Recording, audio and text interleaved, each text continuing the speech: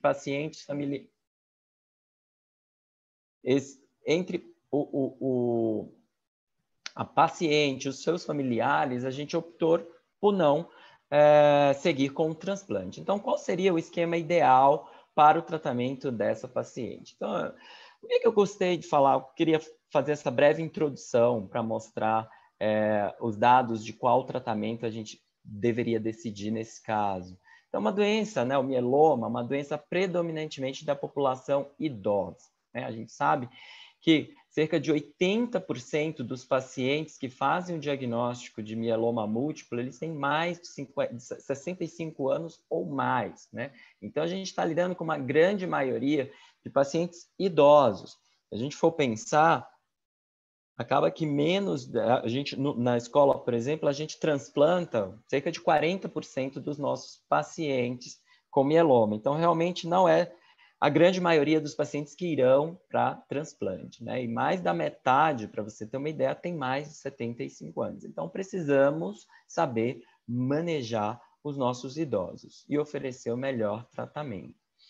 E quando a gente objetiva tratar um paciente com mieloma, um paciente idoso com mieloma, a gente quer melhorar a sobrevida, né? E a sobrevida global, sim, mas também melhorar a sobrevida livre de progressão. E a gente sabe que o século XXI foi uma verdadeira revolução no tratamento do mieloma, tá? Então, quando a gente olha para essas curvas, com menos de 50 anos de idade, essa curva se separa da série histórica com uma significância importante. Quando você pega 61 a 65, ela continua se separando. E aqui a gente coloca o transplante como grande marco de terapia nesses pacientes, né?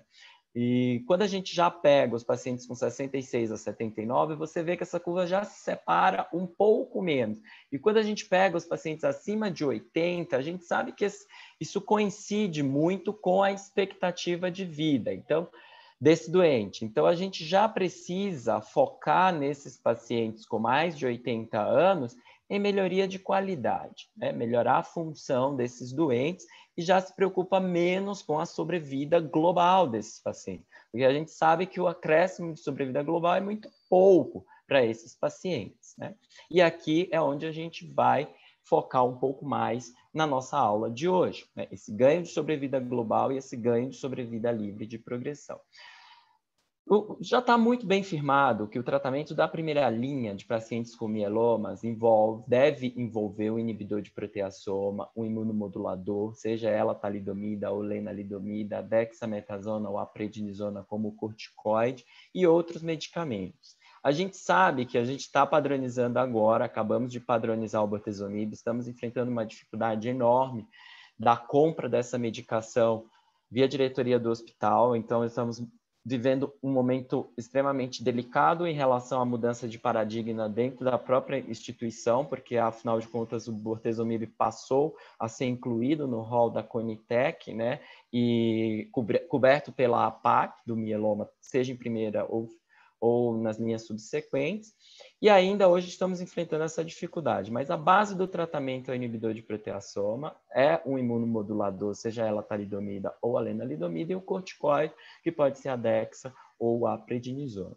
O melfalano ainda não saiu do tratamento também de primeira linha do paciente, e a ciclofosfamida ela tem cada vez menos sido protagonista nesse tratamento de primeira linha. Então, realmente a gente tem deixado a ciclofosfamida mais como uma terceira droga em pacientes mais frágeis. E a grande novidade na atualização desse tratamento é a inclusão do anticorpo monoclonal no tratamento de primeira linha dos pacientes que não vão a transplante de medula óssea. Então, a gente teve alguns marcos no tratamento do mieloma múltiplo. Eu gosto de frisar, né, que a partir de 2005 nós temos aqui um grande ganho na sobrevida global desses doentes, porque nós temos a introdução justamente do inibidor de proteasoma em 2006, do bortezomib, né, a talidomida, a lenalidomida também vindo como ali no final de 2006, entre 2009 mais ou menos,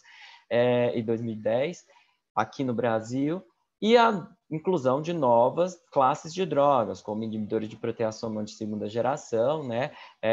As imunomoduladores também de segunda geração. Nós temos novos inibidores de proteasoma, né, apresentação oral, e os anticorpos monoclonais. E de 2015 para cá, nós vivemos uma grande revolução no tratamento do mieloma, né? Então, é um grande marco de 2015. Então, cada vez mais, a gente tem incluído novas modalidades de tratamento do paciente com mieloma. Isso faz com que os grandes guidelines sejam modificados, e nessa última modificação aqui de abril de 2021, o NCCN já contempla esses protocolos, incluindo o anticorpo monoclonal anti-CD38, na primeira linha de tratamento em categoria 1, né, de recomendação.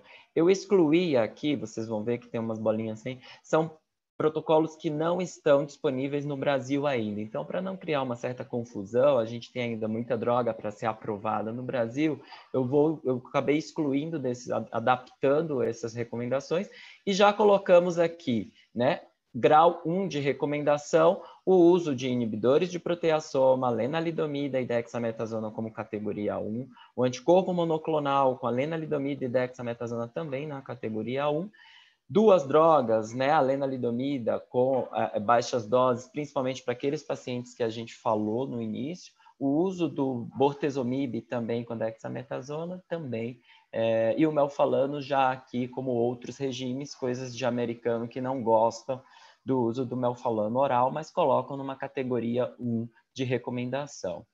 Quando a gente pega a recomendação da Clínica Mayo, que é muito baseada nas alterações cromossômicas que esses pacientes apresentam ao diagnóstico, nós vimos que aqueles riscos standard, né, de categoria citogenética, existe uma recomendação para os pacientes não candidatos a transplante do uso do anticorpo monoclonal anti-CD38 também na primeira linha, junto com a lenalidomida e dexametasona como categoria A também, como um grau de recomendação 1. Ou alternar para o inibidor de proteasoma junto com a lenalidomida e dex, 9 ciclos do VRD, né, e uma terapia de manutenção subsequente após esses 9 ciclos, que seria baseado em lenalidomida para aqueles que apresentaram alterações citogenéticas de baixo risco, e aquelas com bortezomib a cada 15 dias de manutenção durante mais ou menos uns 2 anos, para aquelas alterações citogenéticas de alto risco, como deleção do 17, a translocação 1420, 1416 ou 414.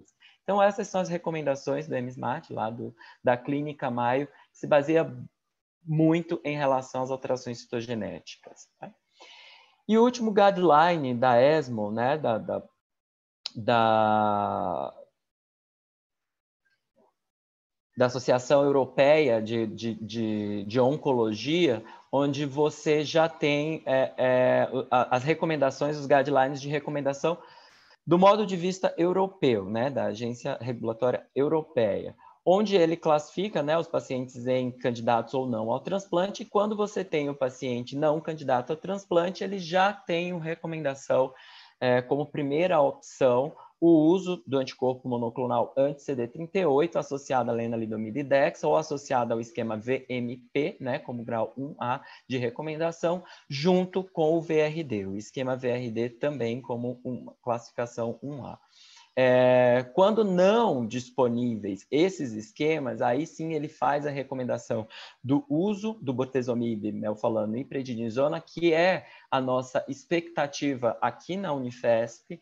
Quando a gente conseguir comprar o bortezomib, a gente acredita que isso esteja resolvido até a metade desse ano, ou o uso de lenalidomida e dexametasona também, quando não tiver disponível o Velcade, ou não tiver disponível o Dara e o daratumumab na primeira linha.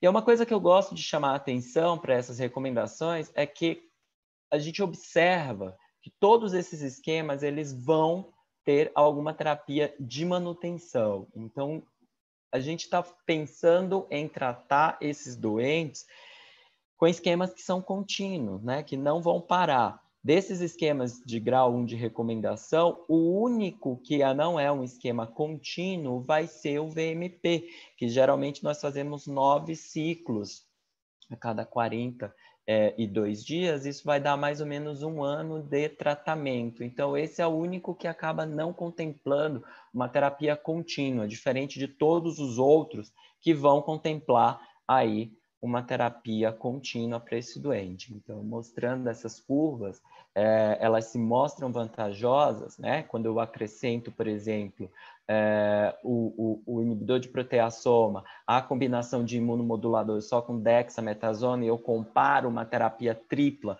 com uma terapia dupla, né? Então, eu tenho dados desse estudo do SWOG, que é um estudo bem antigo já, onde eu fazia 8 ciclos de VRD e mantinha com RD, né? E eu comparava com o braço só com 2 drogas e via como desfecho primário sobrevida livre de progressão.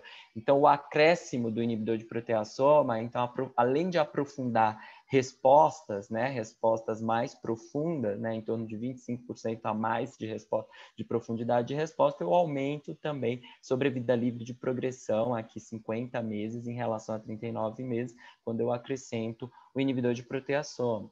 Então, realmente parece ser bem mais interessante eu fazer essa terapia contínua em algum momento, deixar alguma coisa contínua, mesmo que eu modifique aqui o esquema, né? Que eu uso só 8 ciclos e depois eu mantenha só com o RD. Mas alguma coisa de maneira contínua eu preciso. Então, se você observar, a gente tem um ganho de sobrevida global e eu tenho um ganho de sobrevida livre de progressão quando eu acrescento o inibidor de proteassoma a esse esquema, né? Quando eu separo, eu agrupo isso por idade, eu vejo que indivíduos acima de 65 anos, eles, apesar de ter uma sobrevida, né, um pouco global, um pouco menor, que é o esperado mesmo, eu espero que o paciente de mais de 65 anos vá viver, né, menos que com menos de 65, você vê que mesmo assim, né, os indivíduos com mais de 65, eles acabam se beneficiando do acréscimo do inibidor de proteassoma. A única coisa em relação à segurança é que esses pacientes podem apresentar um pouco mais de risco de pneumonia. Mas para isso você vacina o paciente para pneumococo, você pode, aqui não tem nenhuma recomendação de fazer profilaxia para pneumonia com algum tipo de antibiótico, mas a vacina para pneumococo já é bem suficiente. E aí nós temos a comparação de esquemas baseados em imunomodulador e inibidor de proteassoma, né? Então, a gente tem o esquema com imunomodulador comparando com o esquema inibidor de proteassoma e um esquema antigo, que é a associação do melfalano e prednisona. E aí você compara, né, terapia contínua com terapia de tempo limitado. Então, esse estudo, chamado FIRST, é um estudo que comparou esse braço de uso de lenalidomida contínua com lenalidomida com dexametasona só 18 meses, né, com um prazo de um ano e meio, e comparou aqui com o esquema MPT antigo, né? Onde eu tinha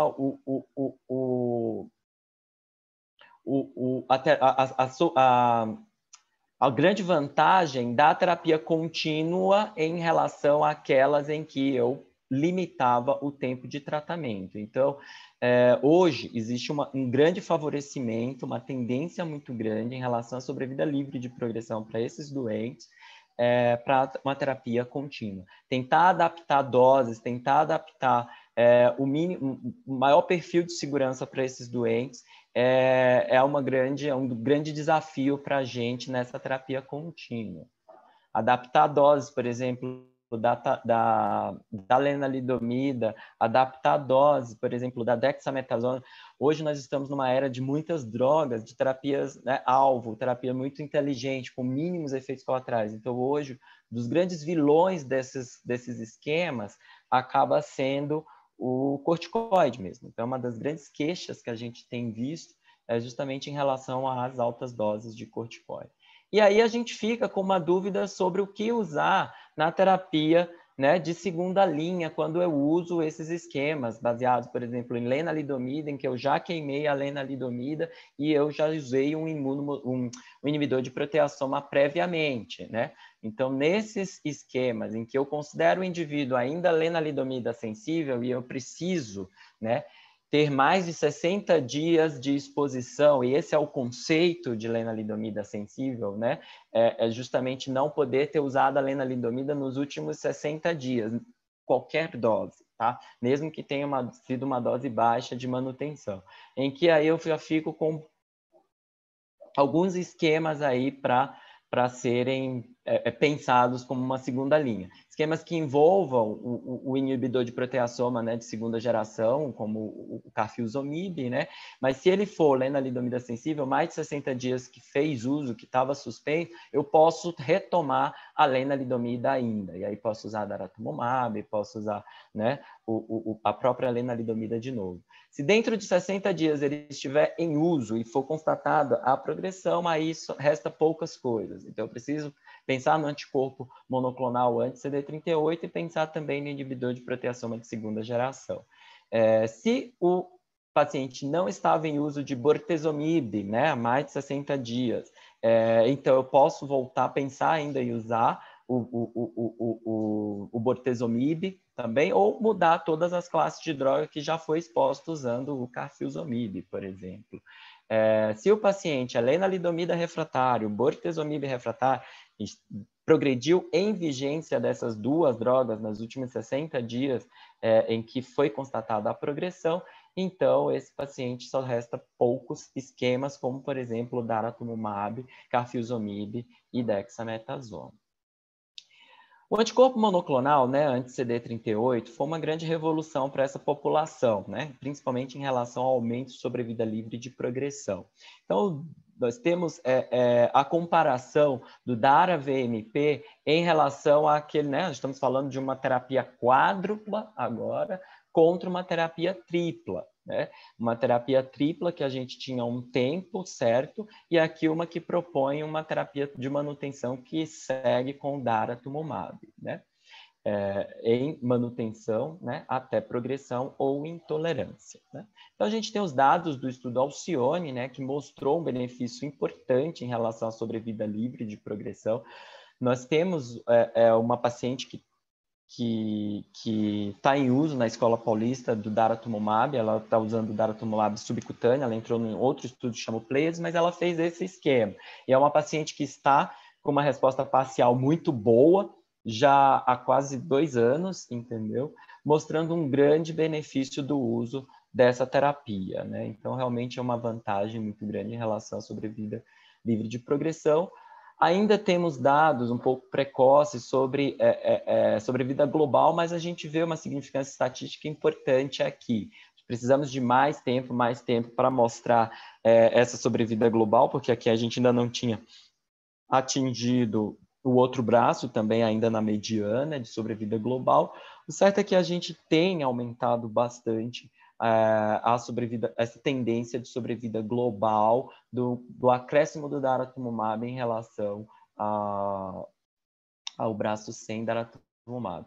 Só lembrando que nesse esquema, o daratumumab, inicialmente, nas primeiras 8 semanas, é toda semana, e depois ele passa a ser 15 dias e depois uma vez a cada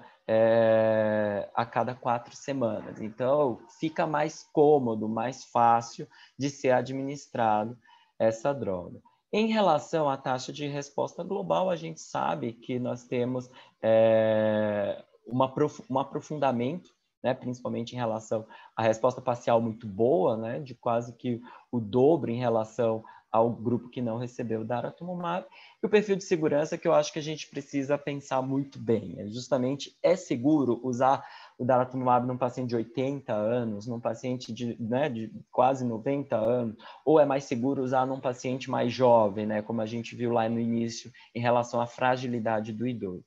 Então, a gente sabe que as taxas de infecções, principalmente pneumonia, são, né, mais que o dobro, quase 3 vezes em relação ao uso do daratumumab, principalmente nos primeiros 3 meses de tratamento. E isso fez com que houvesse uma recomendação do uso de antibióticos profiláticos para essa população que usa daratumumab, todos os pacientes que usam daratumumab nos primeiros 3 meses, né, 12 semanas de tratamento. Então, existe essa recomendação do uso da amoxicilina com clavulanato ou do uso da levofloxacina profilática para esses indivíduos nas primeiras 12 semanas de tratamento, com uma proteção em relação a esses valores, né, a esse risco de pneumonia, já que se faz uma dose muito alta, né, uma dose semanal, principalmente nos primeiros 2 meses de uso de daratumumab. Nos indivíduos que usaram daratumumab na primeira linha, né, então a gente acaba também tendo que classificar se ele usou daratumumab junto com lenalidomida, por exemplo, ou VMP na primeira linha, você precisa classificar se ele é lenalidomida sensível ou ele é refratário, em que momento, né, ele está sendo refratário. Então, se ainda tem mais de 60 dias que usou a lenalidomida, eu posso usar a terapia dupla com carfilzomib ou elotuzumab ou tentar usar de novo a lenalidomida nesses esquemas. Se foi refratário, resta muito pouco, fica praticamente só o carfilzomib e a dexametasona, que é o esquema KD. Que é justamente esse esquema que a gente vai mostrar por fim. Também é um esquema que propõe um tratamento, né, contínuo, né, é um tratamento que a gente já usava para pacientes idosos que não iam a transplante, e aí o acréscimo do daratumumab, o estudo chama Maia, que gerou isso, que gerou esses dados, né, onde você usa o daratumumab desse mesmo esquema, né, uma vez por semana durante dois ciclos, isso dá mais ou menos 8 semanas direto de daratumumab, então é uma dose alta. A partir do terceiro ciclo, você usa a cada 2 semanas, até o sexto ciclo, e depois passa a ser uma vez a cada 4 semanas. Então, vai melhorando o risco de infecções, principalmente pulmonares, para esses pacientes, lembrando que a gente está lidando com pacientes idosos, né? Esses são os últimos dados, depois de mais ou menos uma mediana de acompanhamento de 4 anos, 48 meses, onde a gente vê que a mediana, né, de sobrevida livre de progressão ainda não foi atingida nesses pacientes que utilizaram o daratumumab acrescentado nesse esquema, em contrapartida, né, quase o dobro em relação à mediana, né? Então, realmente, existe um benefício claro em relação à sobrevida livre de progressão. Nós não estamos falando aqui sobre doença residual mínima, qualquer coisa desse tipo, porque ainda não vem ao caso, isso não está ainda na nossa prática, então não vamos falar sobre isso. Vamos separar um pouco sobre os dados de pacientes com mais de 75 anos, então eu quero saber quem é o perfil de pacientes que foi utilizado nesse estudo. Então, temos bastante pacientes acima de 75 anos incluídos nesse estudo, então mostra que é um esquema que parece ter benefícios sim, então acrescentar o daratumumab, com a mediana de sobrevida aqui mostrando essa vantagem, então parece realmente ser vantajoso acrescentar o anticorpo monoclonal com profundidade de resposta que não foi diferente, né? Então, se você, nesses 48 meses, então isso se mantém, uma taxa de resposta global de 93%, e quando você soma aqui 80% de resposta parcial muito boa ou mais em relação aqui a mais ou menos uns 50%. Então, realmente mostra uma profundidade de resposta. Não estamos falando de doença residual mínima, eu não quero falar sobre esse assunto, porque não faz parte da nossa prática do dia a dia, né? Então, a sobrevida global vai precisar de mais tempo para a gente mostrar isso, então a gente está vendo ainda 4 anos, ainda é muito precoce, a gente viu ainda dados de sobrevida global muito precoce.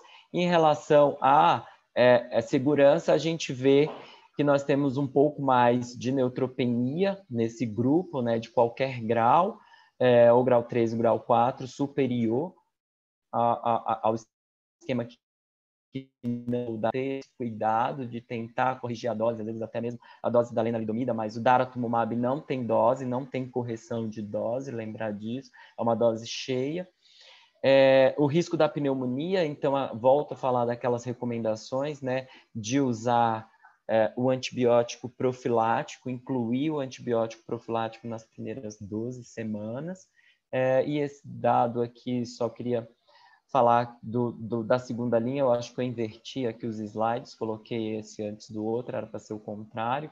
e esse seria em relação aos que usaram DARA-VMP na primeira linha ou DARA-VTD na primeira linha. Então, está invertido com aquele outro slide. Então, só lembrando que eu vou considerar uma droga refratária quando eu tiver em uso dessa droga nos últimos 60 dias em que eu constatei a refratariedade, né, ou a progressão. Então, eu vou considerar a bortezomib sensível quando eu usei a droga além de 60 dias. E aí me resta utilizar também drogas com lenalidomida, né, de segunda linha, ou inibidor de proteasoma de segunda linha. Então, se for um bortezomib refratário, eu não consigo mais usar esquemas que tenham inibidores de proteasoma. Você pergunta se realmente vai conseguir ser sensível a inibidor de proteasoma, até mesmo de segunda linha, ou você vai ficar com poucas opções como elotuzumab, lena e dexametasona. Então, a gente optou para essa paciente utilizar o esquema DARA-VMP, então foi o que a gente, na época, em 2019, a gente ainda não estava com os dados do estudo Maia para liberação, não estava ainda em bula no Brasil, e a gente acabou propondo o esquema DARA-VMP para a família, mostrou os dados de sobrevida livre, de progressão, sobrevida global, eles não se sentiram seguros para fazer o tratamento, o transplante, e a gente acabou decidindo em conjunto, fez 9 ciclos do DARA-VMP, né, até outubro de 2020, após o terceiro ciclo, já obteve uma resposta parcial muito boa, né, com redução ali de 90% do componente monoclonal, e após o sexto ciclo, a gente precisou fazer uma redução de dose por toxicidade hematológica, e a gente culpa sempre o melfalano nesse esquema, porque é a droga mais mielotóxica, então a gente fez uma redução de dose de 25% no melfalano, e essa paciente seguiu até o 9º ciclo sem problema.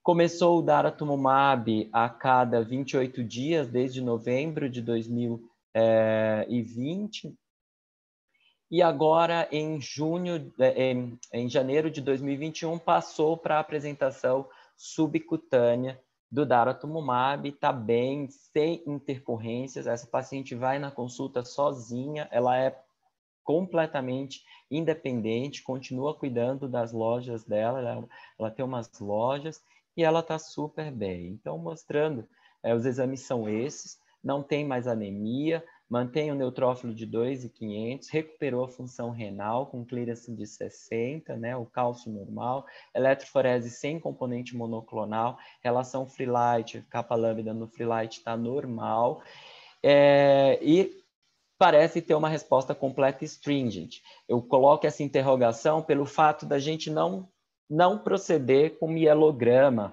para a gente constatar a resposta completa, e isso ser necessário para que a gente constate a resposta completa. Então, eu coloco isso como uma interrogação, porque pelo menos uma resposta parcial muito boa ela tem. Então, se ela apresentar mais que 5% de plasmócitos na medula, que é algo que a gente não faz de rotina, então ela estaria com uma resposta parcial muito boa. Mas como eu não tenho essa avaliação, a gente acredita, né, suspeita que ela tenha uma resposta completa e stringent. Então, a gente trabalha com uma suposição.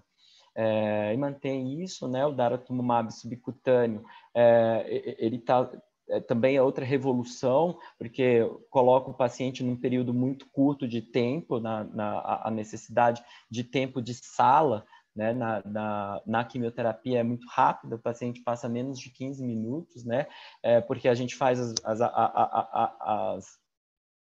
a gente faz as pré-medicações tudo orais, entendeu? Nós temos uma paciente na Unifesp fazendo daratumumab subcutânea, ela entrou no estudo Pleiades, que foi justamente o estudo para provar, né, a não inferioridade da apresentação subcutânea em relação à apresentação EV, e só lembrar que o daratumumab subcutâneo ele tem menos efeitos colaterais em relação à infusão, ele pode ser utilizado desde a primeira dose já na apresentação subcutânea, o que é um pouco diferente do Mabtera, por exemplo, lá do rituximab, e tem se mostrando muito prático, entendeu? Principalmente em situações de pandemia, onde o paciente precisa ficar o menos tempo possível no centro de infusão.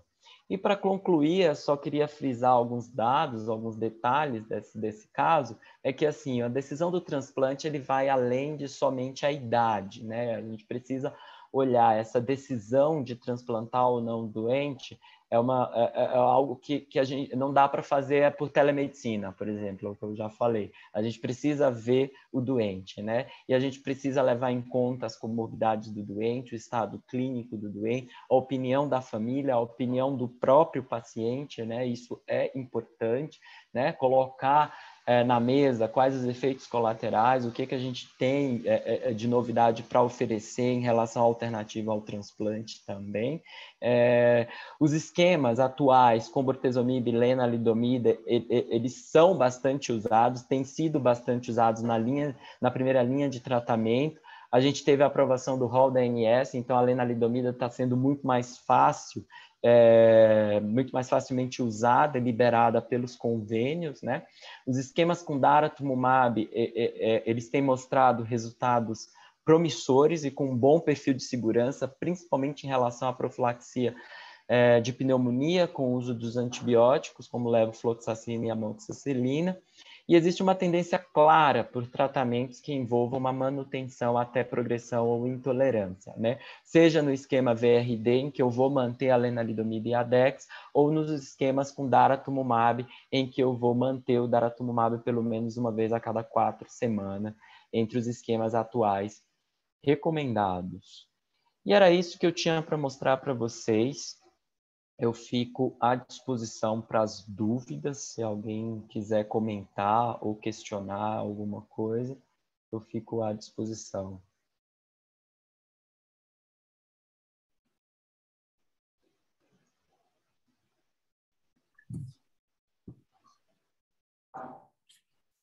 Muito bom, Walter, parabéns. Foi muito boa. Eu estou curioso para saber qual que é o tempo ideal para o que a gente sabe, eu tento entender que a qualidade da resposta é um elemento determinante na PFS, na sobrevida livre de progressão, né? Então, assim, Sim. Quanto mais cedo atingir a melhor qualidade de resposta, melhor é para o paciente, porque você controla o clone pelo menos em algum tempo. Sim. Então, de uma maneira mais pragmática, você almeja ou ter algum elenco do ESMO, do Guideline NCCN, tentar 6, 9 ciclos para ter uma qualidade ótima de resposta? Essa é a minha primeira pergunta. E a segunda pergunta é como o daratumumab ofereceu um novo paradigma de terapia continuada, uma ideia que tinha sido aventada há 5, 8 anos atrás era a manutenção com drogas com baixo poder de toxicidade, como o IMID, né, os inibidores e inibidores de proteasoma orais foram desenvolvidos. Queria ouvir um pouco a tua opinião, tua experiência como clínico também. Obrigado e parabéns pela aula. Walter, antes de responder, você não quer tirar o slide para a gente poder ver as pessoas, as perguntas? Obrigado. Sim. Depois eu tenho pergunta. Perfeito. Sim, Peloso, eu acho que hoje a gente está isolando mais aqueles pacientes, né? O frágil, aquele 80 anos, né? Como eu mostrei lá naquele slide, assim, 80 anos eu não vou mais, né? Eu vou me preocupar com melhorar a qualidade de vida. Mas eu acho que hoje a gente está mirando muito, né? A gente está observando muito em que eu preciso ter profundidade de resposta mesmo e de maneira mais precoce, né? E isso vai ter um impacto muito grande a longo prazo, né? A gente sabe que um paciente de 70 anos, como esse que eu mostrei no caso agora, ele é um paciente que vai viver muito bem, ele precisa ter qualidade de vida. Então, eu acho que hoje a gente muda um pouco esse paradigma, sim. A gente tenta fazer um esquema completo, seja ele o DARA-VMP, né? Seja ele o VRD, entendeu? E tentar chegar, não limitar um período menor, mais curto, mesmo ele apresentando uma resposta fantástica, brilhante nos primeiros ciclos, né? Eu acho que antes, quando a gente falava do MPT, a gente falava muito do MPT que a gente fazia 6 a 12 ciclos, e a gente dizia assim, se atingir uma resposta muito boa, esse paciente que não foi a transplante, com o MPT, e ele atingiu uma resposta muito boa, nos primeiros 6 ciclos, a gente para e não segue até os 12 ciclos. Eu acho que isso caiu um pouco por terra, entendeu? Eu acho que vale muito mais a pena eu reduzir doses, né? Fazer aquele ajuste de dose do melfalano, como a gente fez ali no caso que eu demonstrei, e a gente seguir e tentar cumprir o protocolo da forma como ele foi desenhado mesmo, de tentar ao máximo expor o paciente àquela medicação, sabendo disso que eu vou aprofundar a resposta, tentar aprofundar mais resposta, do que parar na metade, entendeu? Acho que isso está bem claro. E a outra pergunta que você falou foi a respeito de toxicidade do inibidor de proteasoma. Não, eu queria saber um pouco sobre manutenção, porque com o daratumumab, praticamente a terapia ela fica praticamente contínua, mas manutenção com o inibidor de proteasoma oral, alguma coisa que você tem experiência, isso não é muito comum aqui no Brasil, mas isso tem se tornado alguma coisa mais frequente nos Estados Unidos ou na Europa, né?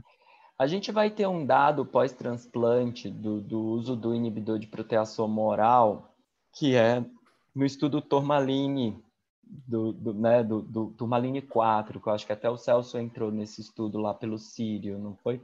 Então, esses dados já estão maduros, já estão publicados e vai mostrar uma vantagem do inibidor de proteasoma oral no pós-transplante para esses pacientes, sim, entendeu?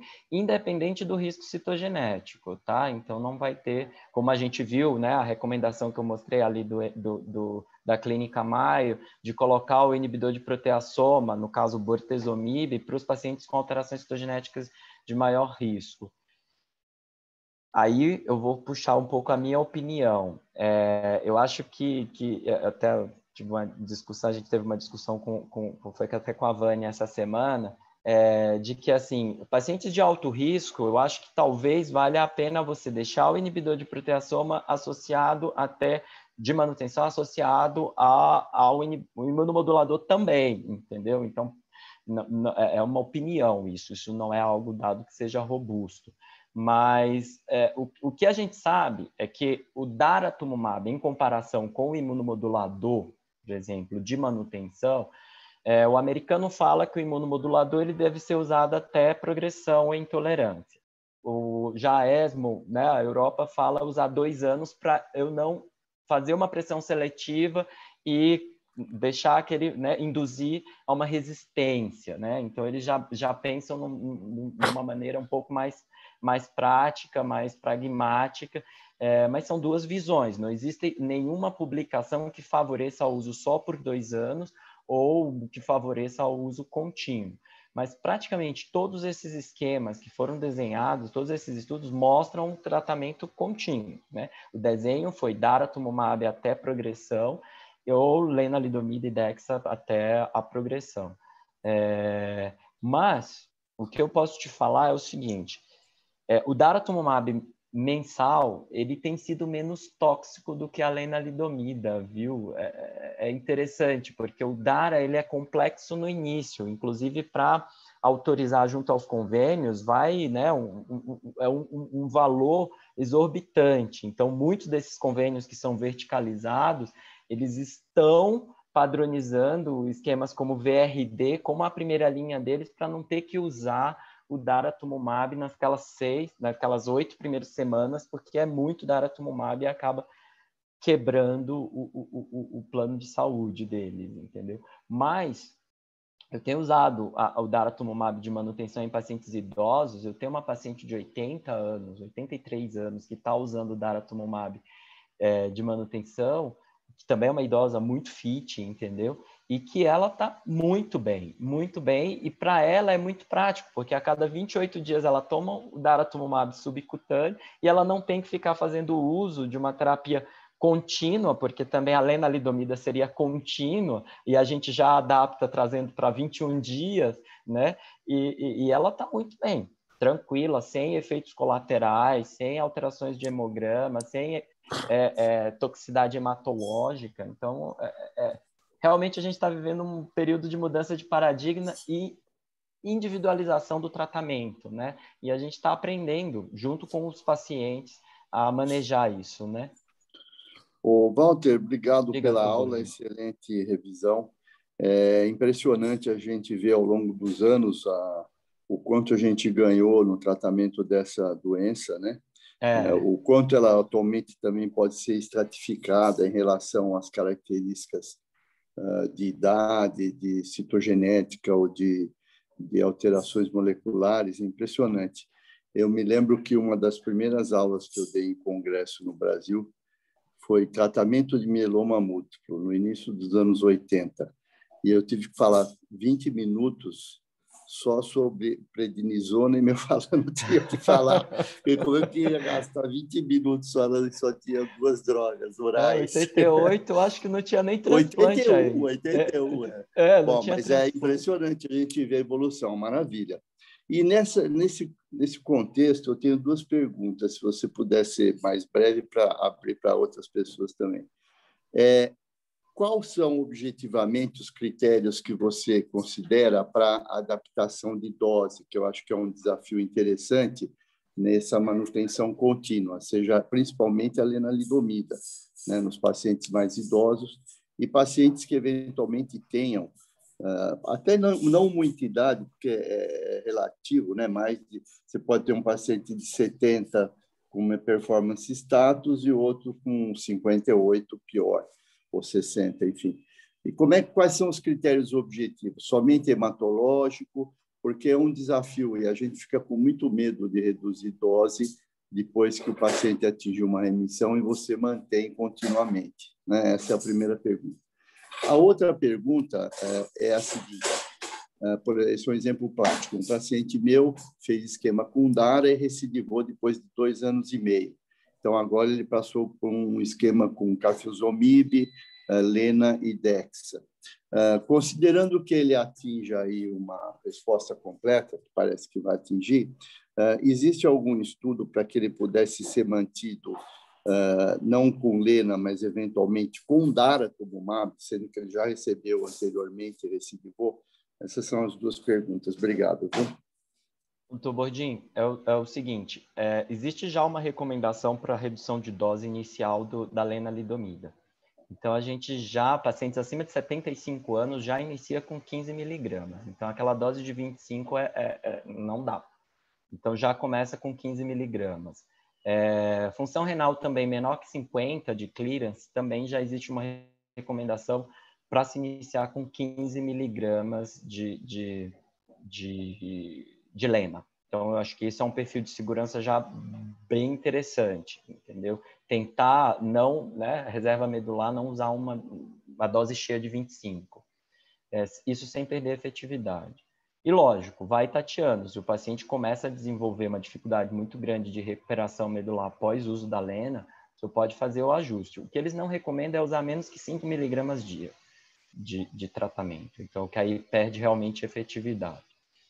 E aí, na segunda pergunta, sobre o KRD, né, esse esquema que foi desenhado para ser feito por 18 meses, né? E eu acho que a partir do 12º ciclo, você já reduziria a dose do carfilzomib para cada 15 dias. Né? Então, o estudo clínico para a prática, a gente acaba levando um pouco na cabeça, ou batendo a cara na parede, e a gente vai desenvolvendo as nossas próprias estratégias, né? Então, o KRD para um paciente que já progrediu, já exposto a um anticorpo, né, anti-CD38, é um paciente que deve ter aí uma seleção de clones de alto risco. Apesar de, não sei se o senhor revisou o clone agora em relação à citogenética, mas a gente sabe que isso deve ser um clone de alto risco, sim. Eu pensaria em manter o KRD contínuo para ele, entendeu? Ultrapassa os 18 meses, e eu acho que a combinação do inibidor de proteasoma de segunda geração com a lenalidomida não deve ser parada, entendeu? Essa também é uma questão de opinião, tá? Então não tem nada escrito, nenhum estudo mostrando, mas isso é uma questão de opinião. Então, não vai ter nenhuma recomendação formal para isso, mas quando a gente conversa entre especialistas, a gente acaba discutindo essas coisas dessa forma, e isso é meio que unânime. Os 18 meses lá do ASPAI, né, do estudo que originou essa recomendação, a gente acaba levando até progressão o esquema com as 3 drogas.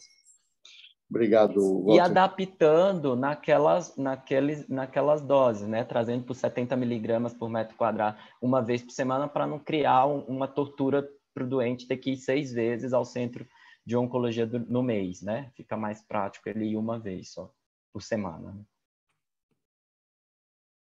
Walter, eu queria só, na verdade, parabéns pela aula, foi ótima a revisão, né? Uma reflexão que eu acho que aqui é o espaço bom para a gente fazer sobre a questão do custo e também do sequenciamento dessas terapias, né? Então, o Raj Kumar, ele mostrou tanto nas aulas dele como na publicação, que um custo de um tratamento, por exemplo, com Dara e Lena, custaria algo em torno de $300 mil por ano, né? Então, um negócio absurdamente caro. A gente hoje vive esse abismo do SUS fazer MPT para idoso e do convênio a gente gastar uma fortuna. E a minha questão, acho que pensando em gestão pública, que assim no Brasil, ok, a gente não vai ter Dara VRD na primeira linha, mas será que a gente tem um dado para dizer que realmente o que a indústria nos fala nos eventos patrocinados é que você tem que aprofundar a resposta no primeiro tratamento e isso é super importante. Mas eu não conheço nenhum dado que isso esteja escrito de uma forma muito clara. Quando a gente compara, são doenças completamente diferentes, mas se você pegar linfoma folicular e LLC, que são doenças também com tratamento de longo prazo de drogas muito caras, a gente não precisa usar a melhor droga possível no primeiro momento, porque você não tem obrigatoriamente um ganho, você só tem, tanto faz. Se você, por exemplo, pegar um idoso do SUS e estratificar bem o risco, talvez, em vez de ficar gastando de cara um tratamento tão caro, e aí você só usar um tratamento de risco de custo mais alto, num momento, numa linha subsequente, não na primeira linha. Então, eu tenho bastante dúvida, mesmo no privado, o fato da gente ter isso pelo plano de saúde não quer dizer que não custe muito caro ou que no final todo mundo vai pagar de toda forma, né? Então, por exemplo, usar, que é o que a clínica mais sugere para a primeira linha em alto risco atualmente, é Dara VRD, que custa, se eu não me engano, era $500 mil, um negócio absurdo, a primeira linha dessa forma. Tanto que até a discussão quando alguém falou sobre usar CAR T-cells para mieloma, numa primeira ou numa segunda linha, parece absurdo, porque é muito caro, mas perto dessas terapias contínuas já deixa de ser tão caro, uma vez que é uma terapia finita, né? Não é uma terapia contínua. Então, não sei se quiser comentar o que você acha disso. Eu tenho dificuldade em saber se a gente tem algum dado que é de fato, para eles, assim, para os fabricantes interessa que a gente use tudo no primeiro momento. A questão são duas. Uma que o Bodin colocou, né? Aí o paciente já fez Dara VRD e ele recai, você só tem carfilzomib, por exemplo. Será que realmente usar todas as drogas na primeira linha você acaba não primeiro tendo um custo proibitivo, como segundo gastando todas as suas melhores opções de tratamento na primeira linha? Eu acho que vai precisar, né, Celso? Eu acho que quando a gente lida, principalmente com dinheiro público, né, e também a gente já vê isso nos convênios que são verticalizados, né, que com esse novo rol da ANS, em que libera todos né, a lenalidomida em todas as linhas de tratamento, eles vão ter que se organizar e fazer estudos de custo-efetividade. Realmente, acho que ainda não tem nenhum dado de custo-efetividade em relação a esses esquemas com daratumumab comparando com esquemas de imunomodulador de maneira contínua, né? Porque se você pegar, digo a grosso modo, se você pegar lenalidomida, uma caixa de lenalidomida, o valor que hoje a gente tem num mês é em torno de 20, acho que 25 mil, alguma coisa desse tipo. E o daratumumab vai 30 mil por semana também, eu acho que vai ser alguma coisa entre 100 mil, mais ou menos, por mês, né? A gente vai ter algumas... Esse custo-efetividade eu não consigo pensar. Para mim, precisamos de dados mesmo, né? De publicações. Porque se você for ver, o daratumumab ele vai ser caro nos primeiros 2 meses, mas a lenalidomida vai ser cara porque vai ser contínua, né? Então, se você for pegar 5 anos de uso de lenalidomida ou daratumumab uma vez por mês, eu acho que acaba que a longo prazo tem alguns estudos que mostram que os esquemas com lena vão ser mais caros do que o de daratumumab. Então, eu não tenho esses dados em relação a custo-efetividade. Eu acho que isso precisa ser discutido, principalmente quando a gente vai planejar né, dinheiro, né, planejar financiamento para isso. E realmente a gente tem que ficar com muito pé atrás. Se a gente for pegar as aulas da indústria, elas mostram muita coisa de DRM, né? Já mostrando coisas que vão fora da nossa prática clínica, né? Eu acho que a gente está vivendo uma mudança de paradigma, sim. Eu acho que a gente não vai mais olhar para o idoso só como o idoso. A gente vai separar e classificá-lo em fragilidade e tal, e vamos propor novos tratamentos. Mas a questão do custo, isso é algo que a gente precisa pensar muito, entendeu? Os planos de saúde que são verticalizados estão, assim, loucos, tentando criar protocolos e tentar criar protocolos da maneira mais custo-efetivo possível. E eu acho que é daí que vai sair esses dados que a gente vai ter, esse cálculo, porque eles já estão fazendo. Entendeu? O problema é que... isso mesmo, e mesmo... Não, é só dizendo, o problema é que quando eles fazem, recentemente eu li algum trabalho de custo-efetividade que claramente foi positivo, mas quem escreveu foi o próprio fabricante. Aí você tem dificuldade também, né? Porque são análises que não são análises simples, né? É bem difícil fazer. A Europa faz isso, né? A Europa faz isso tanto que eles fazem a recomendação do uso da lena só 2 anos, entendeu? Eles acham que 2 anos, mais que 2 anos, você tem uma pressão seletiva e você acaba tendo risco de refratariedade maior, selecionar clones. E é interessante essa discussão, porque na resposta da pergunta que nós discutimos agora há pouco, você coloca, né, que aqueles pacientes que têm eventualmente toxicidade hematológica, a lena pode ser reduzida até 5 miligramas sem perder a eficácia ou a efetividade. Então, realmente, talvez o ajuste de dose aí seja... Mas eu acho que nenhuma indústria vai querer pagar um estudo para comparar 5 com 20 para perder dinheiro. E o que chama muita atenção é isso, né? Se você for pegar a caixa de lenalidomida de 5 miligramas, ela é o mesmo preço de 25, então aí tem um lucro embutido nisso absurdo, né?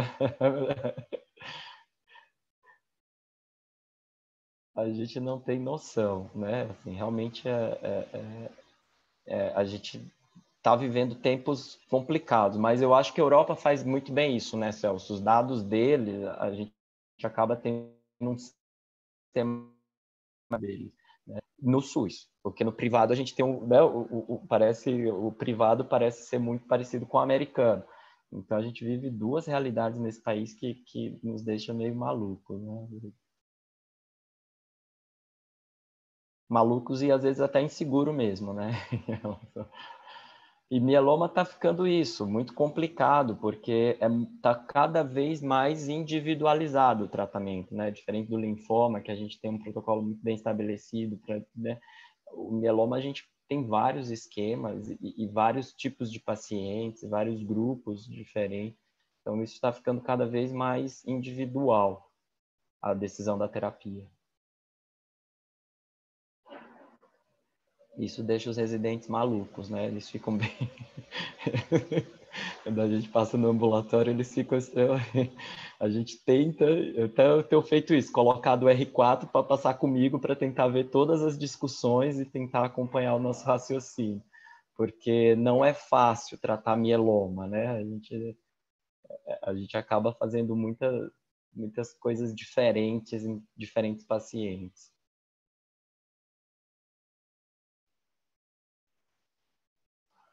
Mais alguma pergunta?